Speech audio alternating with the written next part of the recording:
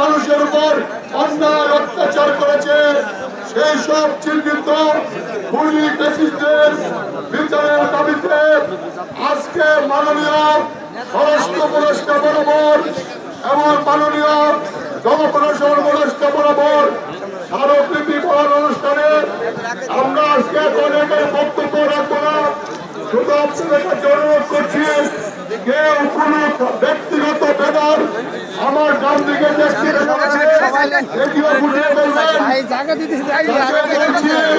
সঙ্গে সঙ্গে শুনে বলবেন এবং ভাইয়ের নামে কোন স্লোগান হবে না, কোন ভাইয়ের নামে কোন স্লোগান হবে না।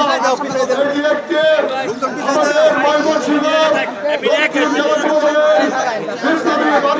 সভাপতি রিয়াজুল কবির মামুন, বিপ্লবী সাধারণ সম্পাদক অ্যাডভোকেট দিদারুল ইসলাম রাজু একটি বিশাল মিছিল নিয়ে আমাদের ভিতর প্রবেশ করছে।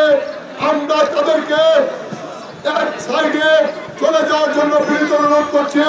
আমরা এই সড়ক দিয়ে বেরোবো, আপনারা কেউ সংগঠনের বাইরে ব্যক্তিগত স্লোগান দিবেন না।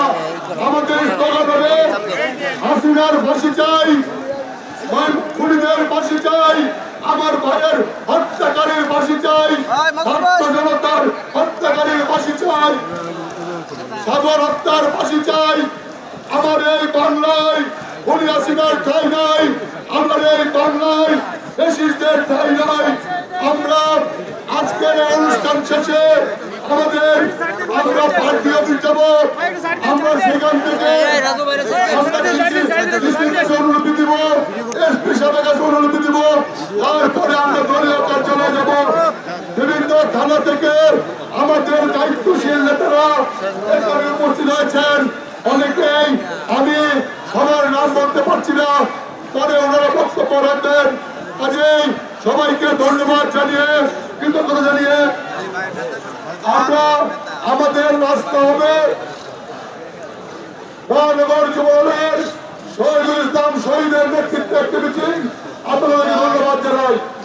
আপনারা কবরগাঁয়ের মুশফিকের নেতৃত্বে মুশফিকুর রহমান মুশফিকের নেতৃত্বে একটি মিছিল, আমরা তাদেরকে ধন্যবাদ সাধুবাদ জানাই।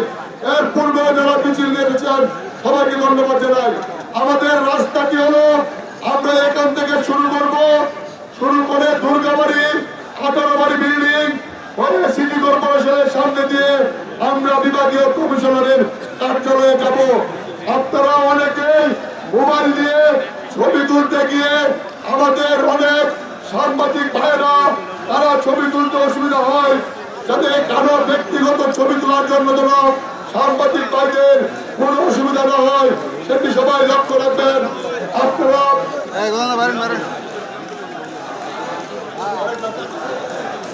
আমরা সকলকে আজকে মিছিল শুরু করার জন্য এখন সংক্ষিপ্ত আকারে কথা বলবেন আমাদের ময়মনসিংহ দক্ষিণ জেলা বিএনপির যুগ্ম আহ্বায়ক জনাব আলমগীর বক্তব্য রাখার জন্য অনুরোধ করছি।